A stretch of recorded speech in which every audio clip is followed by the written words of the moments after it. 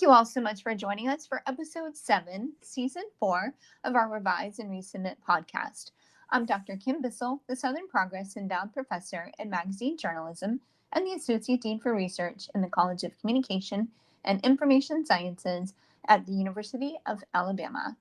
And I'm Dr. Annalisa Bowen, an Assistant Professor in the Department of Communication Studies, also at the University of Alabama. And we both work in the Institute for Communication and Information Research, or the ICIR, at UA. So today's conversation dives deep into things that we're passionate about and how sometimes those end in crisis. I'm kidding. Okay, y'all are going to think that we changed the direction of this podcast entirely to something that either belongs on like the investigative station or Lifetime. No, we haven't done that. But today, our guest, he does research crises or how to bounce back or come back after a crisis. And he also tells us about how he found himself in a position as a faculty member where some of the passions he had in his youth can also be developed and pursued still. So with that, I'll let you pick, Kim. Crisis question or passions question? Oh, let's go passions. Great choice. Okay, so what are some of the things that you were passionate about or enjoyed doing or were hobbies as a child or adolescent? And are you still interested in those things? Find time to do them? Do they intersect with your research job or anything like that?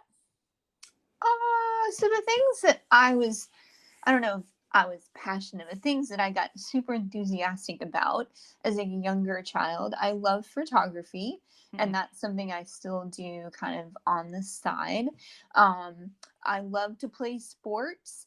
I loved tennis when I first got a racket in my hand, and after a very long break, it's something that I'm back doing. And I loved the outdoors. I loved hiking, climbing mountains, anything and all that involved being outside. Do they relate to my research? Not so much.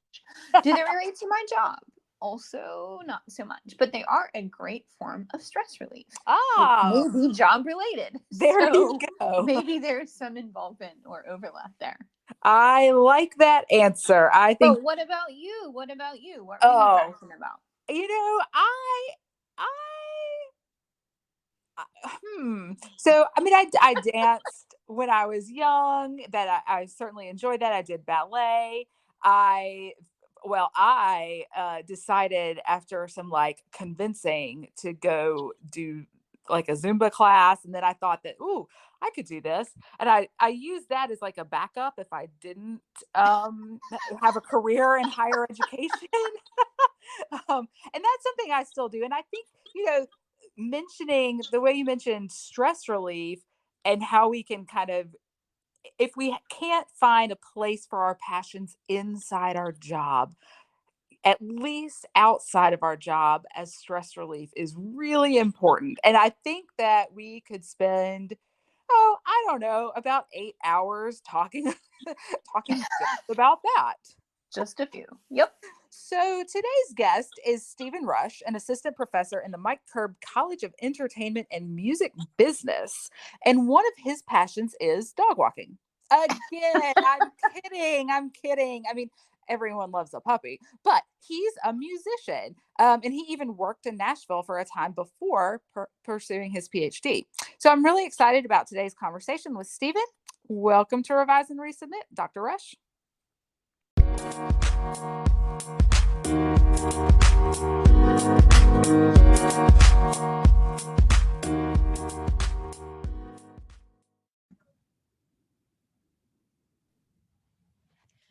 Thank you so much for joining us today, Stephen. We are thrilled to be able to catch up with you. Yeah, it's fun being here. Glad to be here. So before we get started, I feel like there's a very fun fact that we should share with our listeners, because I truly think this is kind of a cool bit of information. So Stephen, tell us, you're one of how many siblings? Oh gosh, I'm one of 6 kids.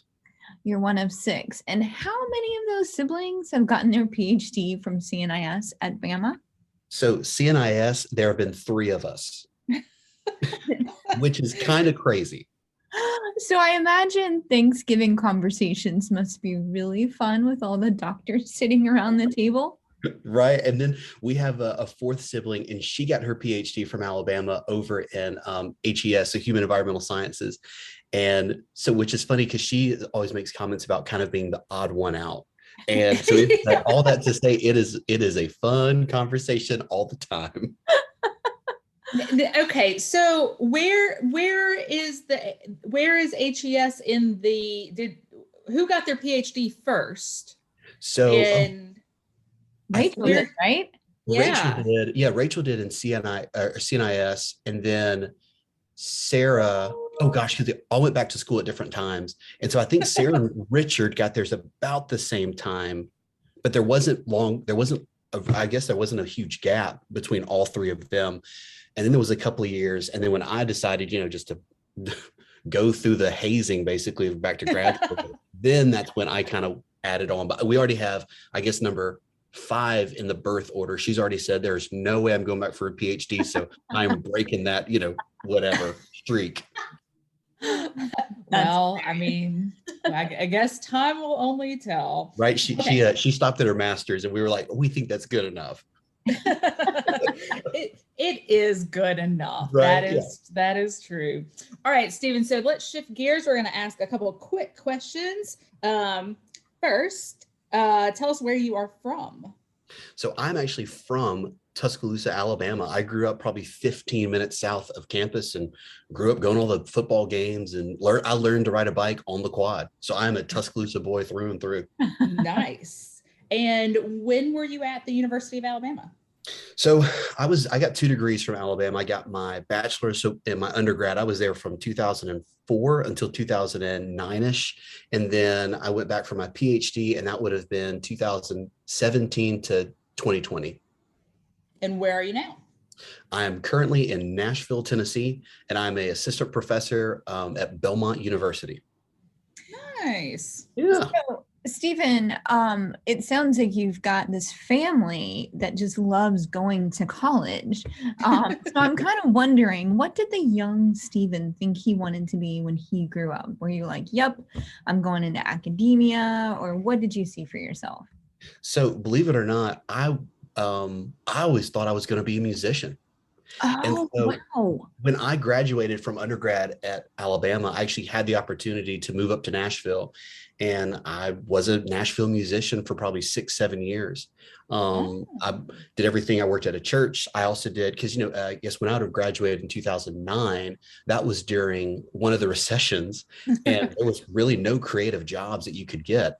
So I was freelancing out doing advertising and graphic design for all of the different record labels here in town, and just starting to network as I started to make more, connections and start playing more. And I mean, I was a musician in Nashville for probably 6 years, primarily guitar, but anything with strings I would play.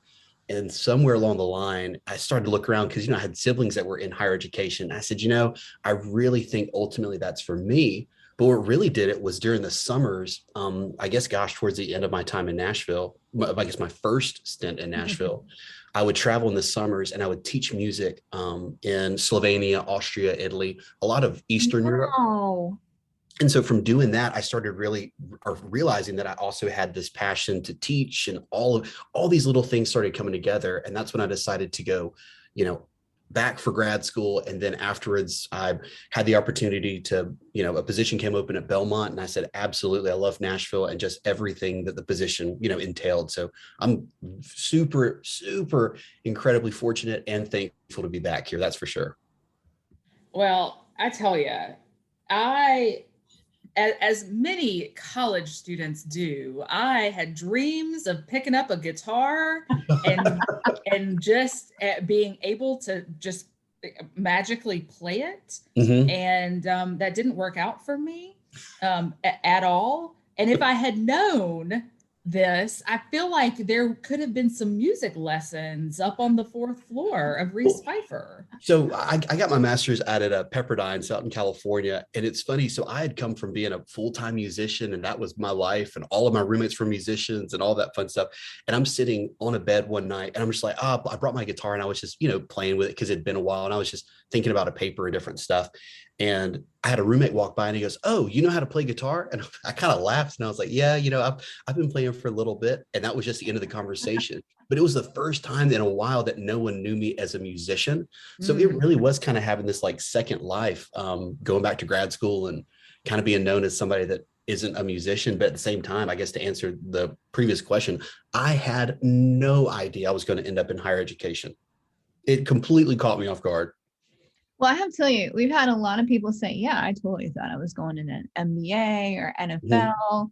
I think maybe you're the first. Well, actually, Sarita Stewart, one of our previous guests, had mentioned music, but that's awesome. I love childhood dreams and all the things we think we're going to do. Right.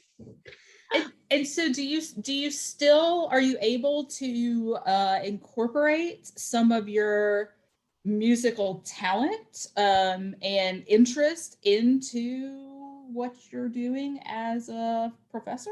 Yeah. And so that's one of the really, I think almost kind of interesting, crazy, this combination of everything, the different passions and stuff I've done. But so I'm with Belmont and I teach in the Mike Curb College of Entertainment and Music Business. And so as a part of that, I teach with the creative and entertainment industries. So, I come from a communications background, PR, advertising, all of this, but because I had this experience with music and arts, and then even when I was at Alabama as an undergrad, I was a student worker with the football team in recruiting. So working with both Coach Shula and then Coach Saban. And so having all these things together, they said, we want you to come here because even though you have a comm background, you have all this experience within just the entertainment world. Mm-hmm. And so it's been so cool really to take all these interests and these different things and completely incorporate them into teaching. And then as I talk with students, a lot of our students, they're the ones that go on and either are the Grammy musicians or they're writers or they're big, they're higher up positions in record labels. And so it's been fun because I already almost speak the language that a lot of our students are trying to learn within the, music and film and creative industry at large. It's very cool. I feel like we could have like a master class here, but that would get us off topic. Absolutely. So let's go ahead. No, you go ahead. So can you give us can you give us an elevator pitch on some of the research and the scholarship that you've done? Mm-hmm. And this was another thing, even thinking about background and, even during the interview process with Belmont, I kind of was asking, are you sure this lines up with what you want? Because I'm unapologetic about, this research, but I focus on crisis communication within sport and also entertainment because that encapsulates sport. And so really, if you think about an athlete or a musician or actor that ever does something that they regret, that's what I study. And how can they either bounce back from it or, you as a record label or a studio, what do you do if one of your talent does something? I mean, recently, even with the Alec Baldwin shooting on the set of Rust or Morgan Wallen, who's a country artist, or Travis Scott with Astroworld, and that's not even thinking about athletes, but there's been this direct connection with looking at entertainers just at large. And what do you do, if you're responsible for them and they do something that's viewed negatively in the media? Okay, I mean, that has prompted 29 follow-up questions. All right. I thought that everyone's supposed to be perfect if you're an entertainer. What, they mess up? Right. So I would have to imagine that with all of the different media platforms and social media and everything that entertainers and athletes have access to, I'm curious, are they allowed, are some or all or many allowed to put their own content out on social media? Is it something you have to have vetted, by your PR person? And I realize it could definitely change from individual to individual, but are those who are maybe more likely to make very bad decisions? Are they like, nope, you can't have a cell phone? Well, It all is based, yeah, you're correct. It's based on person by person, but it also depends on who is their agent or the team that they have kind of built around them. Deontay Wilder, a boxer from Tuscaloosa, who's had a ton of different fame, the Bronze Bomber is what they call him. He is one of those that posts his own content on Twitter and all social media. So whatever he thinks, he posts. But at the same time, I know of a few in particular musicians that they have a entire team behind them. And if they want to post something, it is very strategic in what they post and also what time and day they post. So it is very, dependent, I guess, on how much support you have, but then also even as certain artists and talent rises with different fame, it kind of just how much money are they worth to different labels or different studios, and they treat them all very differently. That is for sure. So first, I'm going to just go ahead and say we're going to need some more insight here, because sometimes when we post things, which is not at a very, it's strategic with respect to content, but not other things. And, we get like 2 likes, and that's Kim and me.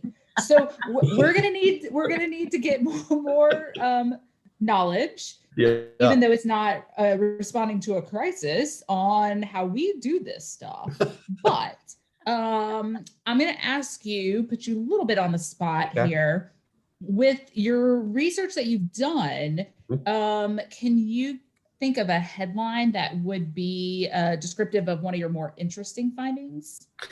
Yeah, so this is some of the research that I'm looking through right now, and working on getting it out. But actually, it's so this was looking at sport crisis, and one of the things, and I know that you've had Dr. Keenan Brown on the podcast, and you both know him very well, and he's someone that I've worked with and hugely influential in just my direction of research as well. But in talking with him, even one of the things that people have rarely looked at when studying sport crisis or entertainment crisis is they don't really do experiments to figure out, different responses, maybe what might be good or bad, or, better or worse.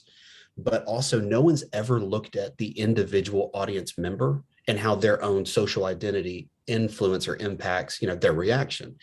And so one of the most interesting things I found so far, and once again, I'm still trying to get this, where a journal likes it, but it's the craziest thing is that when you think about an audience, that male audience members are actually more forgiving than female audience members, typically across the board.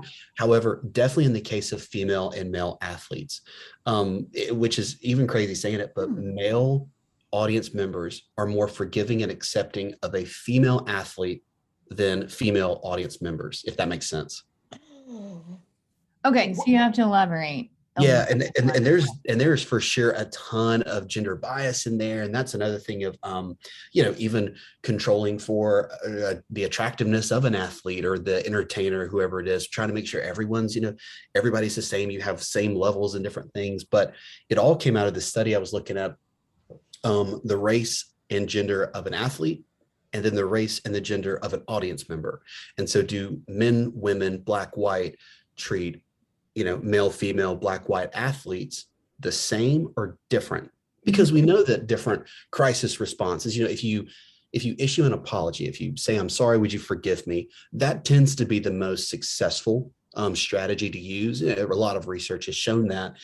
And then we know that if you completely deny it, that doesn't work. So we had that baseline, and we said, well, what if we started looking at the race and the gender of not only the athlete, but also the audience member? And then does that, have an interaction, or does that have any type of an influence?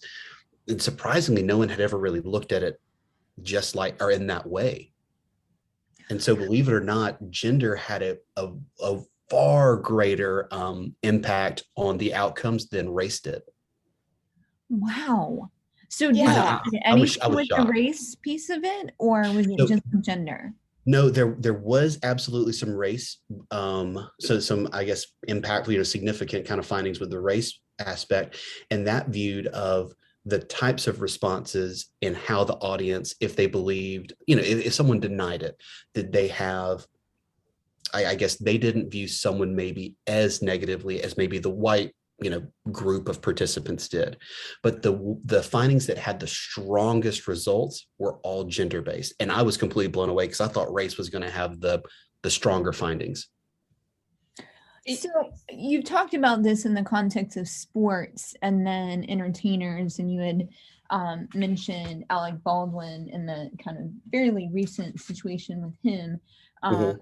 So are there differences between, say, athletes and entertainers in terms of how audience members are more or less forgiving? I feel like you just read my study and like my results section right there, because the theory says that it is the exact same. But I even think if we've watched the Grammys or the Oscars, they're very different award shows. And when people get up to give their speeches, we oftentimes view them differently.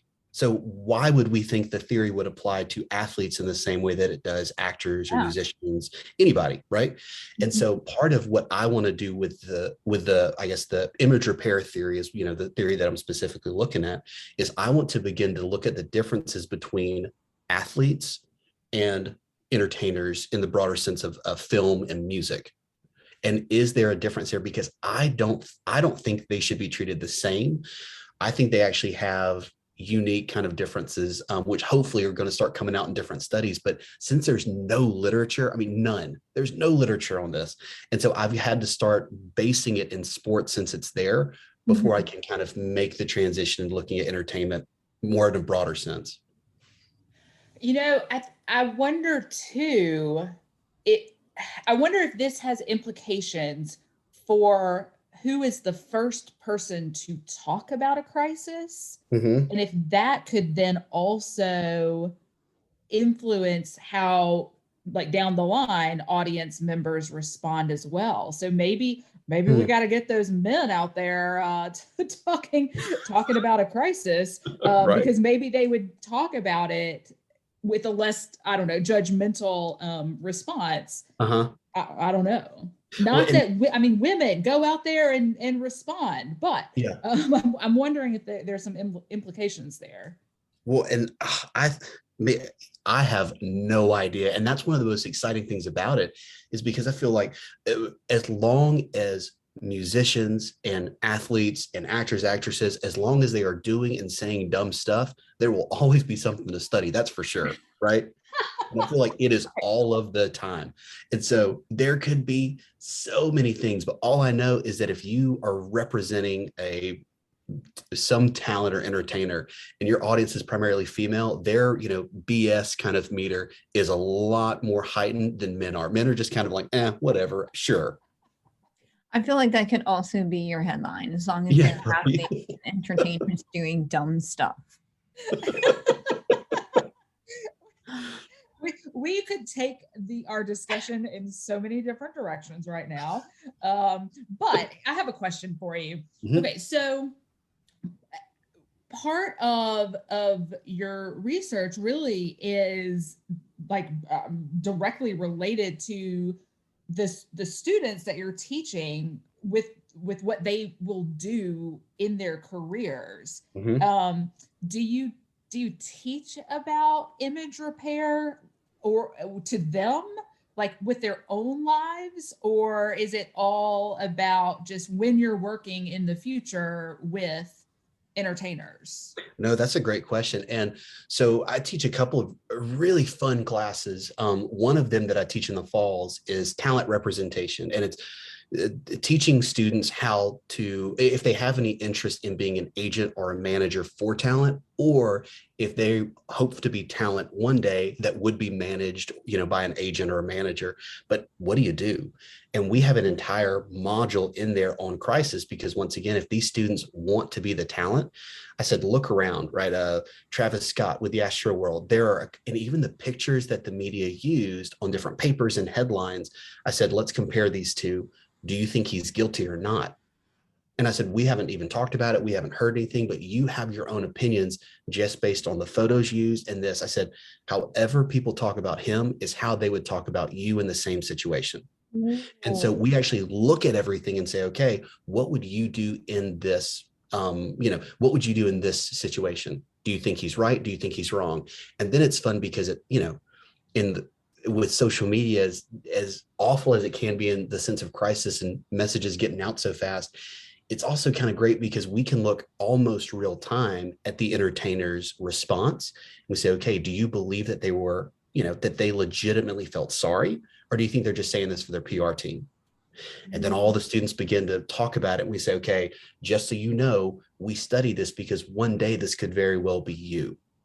And that it's actually started a big conversation, because at Belmont we do, or at least we try to prepare a lot of our students for being in the entertainment industry. But one of the things we do not do is teach them on anything crisis. So I'm actually piloting or preparing a pilot class for entertainment crisis specifically, where that's what the entire thing is going to be about, is looking at things that have happened in the past and then hopefully project that into the future and how we can best prepare. I feel like I need to come up and take a class with you. Well, not that I'm doing dumb things. I'm not doing dumb things, but no, go ahead. No, I was going to say, well, just let me try it a couple of semesters before you do, so I can work out the kinks. Well, I was going to say talent representation. Maybe all of our administrators should go take your class, because we're the talent at the institution, right? So I have a question. So you teach in a school and at a university that's very kind of focused toward entertainment. But what about the poor student who finds himself not going into entertainment? Is there application for what you're teaching beyond the entertainment industry? Yeah. And so especially when you think about in terms of crisis, right? And this is where, because I guess, so at Belmont, we have students that are into everything from nursing, pharmacy, we have all the different stuff, but just in our college, it tends to focus a little bit more entertainment heavy. We have some students that get in there and go, well, I like this, but I don't know if I want to be in the entertainment industry. And so at least in the terms of crisis, you go, okay, well, what has research found to be an effective response when this happens? Because even if you're just human, we're going to experience some type of crisis. And when you hear the term crisis, it's easy for us to go to worst case scenario. Maybe an athlete that had a DUI, or they got in a fight, or they shot somebody on a scene. It could be terrible. But a crisis also can be, you got caught in a lie at work. You said you were stuck behind a train, but you overslept and your boss found out somehow, right? And so all these things could be quote unquote crises. And so it's understanding, where you say, okay, well, in this sense, what is the best response you can give in this way so that you don't lose your job? And so it becomes very practical, very quick, where a lot of students, because there's one of the, I guess, exercises we do is because for a lot of the students, you have to kind of warm them up to the harder or more difficult crisis. But we actually say, okay, if you have to put in the context of you're with a friend and this happens, they're habitually late, and then you no longer trust them. Like, how do you respond, when they say this or that? And so we try to start off easy, almost like you would the frog in the hot water analogy, as you turn up the heat a little bit. And then we begin to discuss all different things, from whether it's a shooting on a set to, oh goodness, what was that? The Schlitterbahn, the water park, because that's a part of the entertainment industry too. It was a few years ago, and there was a kid that was killed on one of the water rides. And so we say, okay, what if you work for Schlitterbahn? It's a water park. You don't think anything's going to be crazy. And then you have a brand new ride unveiled and someone dies on it in the first month. And so it's where you have to almost take them from the starting point and then get them where they can think about this a little bit and hopefully come up with a good response. Okay, so first, I do not know this analogy you speak of with frogs and hot water. Oh, so yeah, they say that if you put a frog in a hot water, they'll instantly try to jump out. But if you have a frog in water and you slowly turn the heat up, that their body acclimates to the heat and they don't realize that the water's gotten as hot as it has. Oh, and so, see, I don't have a lot of experience with frogs. Well, I can appreciate that. Okay, so Stephen, you mentioned that one of the things that you're doing is an experimental approach. Mhm. And, you know, for us in research, we know that that doesn't mean like, oh, I'm just gonna like see if this works, but it's a method and it's an approach to research. Can you describe a little bit about how your experimental design like functions in practice? Yeah. And so, you know, and that's one of those experiments have always made sense to me. I've typically, I guess my methodology, I've done content analyses and then experiments. And experiments in this sense, when I did that, you know, the most recent one that we've talked about with the gender and race differences, we took these different photos of athletes, male, female, black, white, basketball players, and we actually mocked it up where it looked like it was an ESPN.com article. And the only thing we would change out was the picture of the athlete and then their tweet as a response. You know, did they either apologize or deny that anything happened?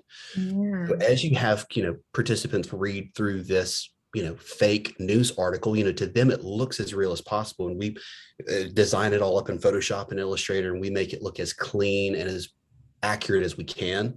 The only thing you change are these small differences. And then you ask, you know, everybody that read the article, these follow-up questions. And that's when you can begin to see the differences so that hopefully the participants themselves don't realize what has been manipulated. And sometimes, you know, as we all know with different research, that's the trick, right? Just to make sure that they don't realize what has been manipulated or what they're being asked about. And so you have to throw in some, you know, kind of red herring questions here and there.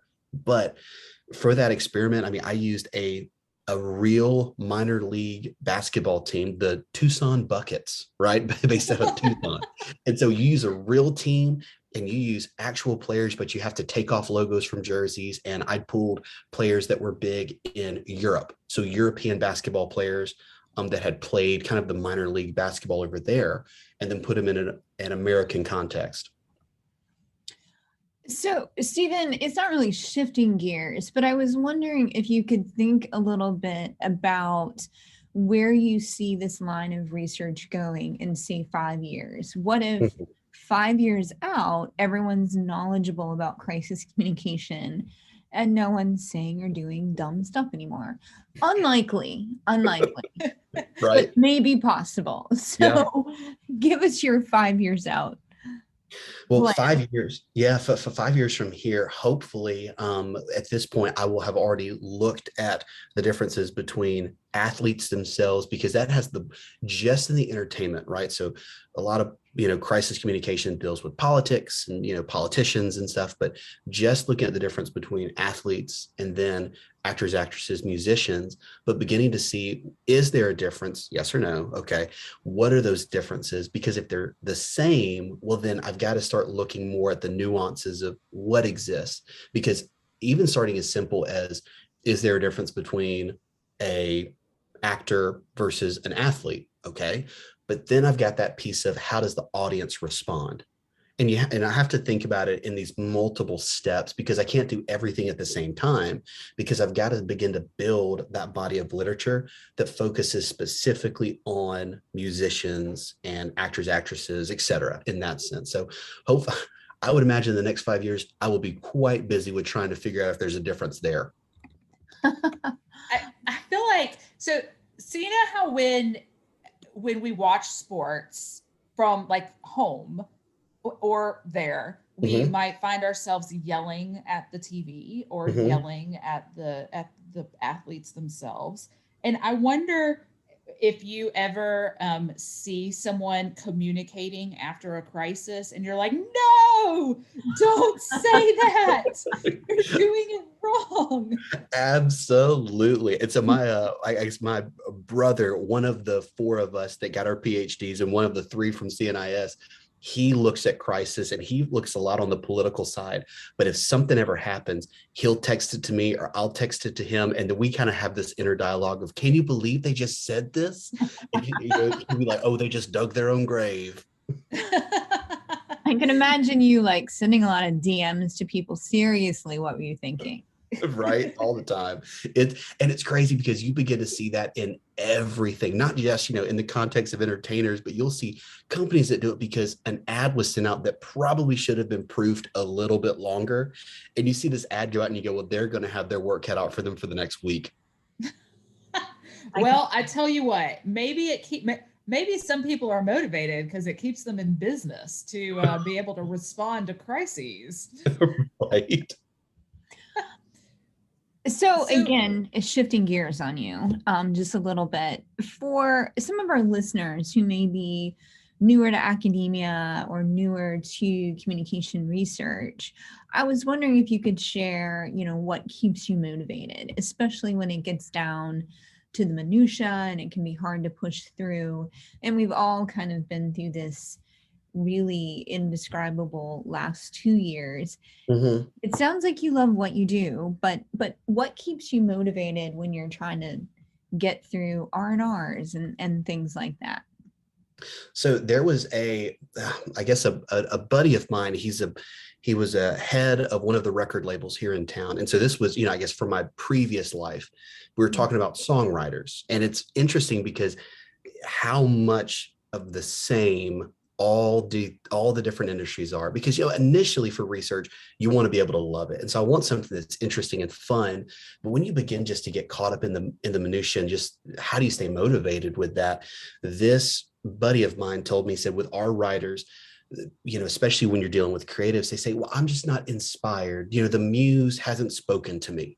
And he goes, at the end of the day, it doesn't matter. He goes, you have to put your butt in the chair and work. And he goes, I always gave myself a deadline of saying, I'm going to write 500 words a day. I'm going to write a page a day. I'm going to do something. He goes, because in the creative world, it's not like you go in and you work for 8 hours and you're creating birdhouses or something. At the end of the day, you have your quota you met. He goes, you could go play guitar. You go home and your family has no idea what you're doing. And it's hard to explain this as a job. He goes, so I had to give myself metrics for every day where I knew I was getting something done and feeling accomplished.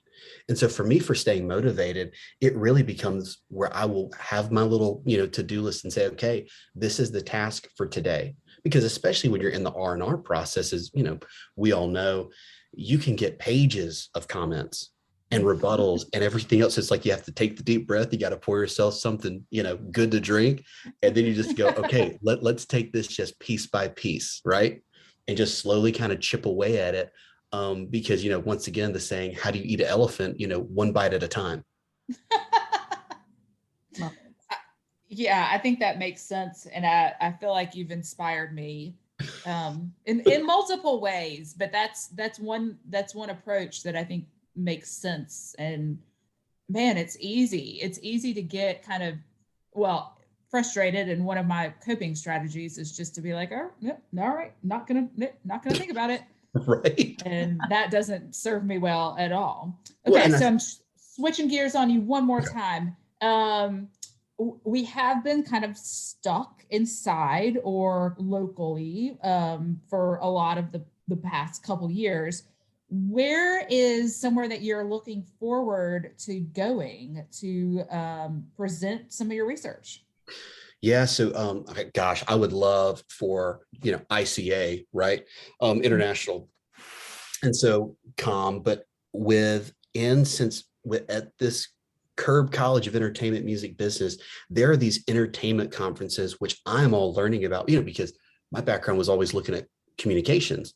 Mm-hmm. But now in entertainment, there is no one really that's doing this, but there is a place for research and scholars at these entertainment conferences. And a lot of them are internationally, because what I have found, which is interesting, is that in the States, we have a very narrow understanding of entertainment. And when you look more internationally and broadly, the research and the understanding of entertainers just culturally and societally, there is a lot of desire for that research as well. That is so cool. I love that. I wouldn't have known that of course I should have known there were entertainment conferences. There are conferences for everything. Right. but I I know I'd like to go. Yeah, I could switch up some research here. Well, I was always thinking about, sport, any type of sport administration or communication conferences, and just kind of thinking along that line. And then you get to Belmont and I start talking with all of my colleagues, and they're going to this conference in Prague or all these places. And they go, oh, this is the one I go to every year. So I start asking, can I go? They go, absolutely. Nice. Right. Stephen, it has been so great to catch up with you. This has been really, really fun. Thank you for taking time out of your day to chat with us. No, thank you so much. This was an absolute blast, just catching up with people and talking about Alabama and research and everything. I love it. Absolutely. Thank you. Thank Thanks, you.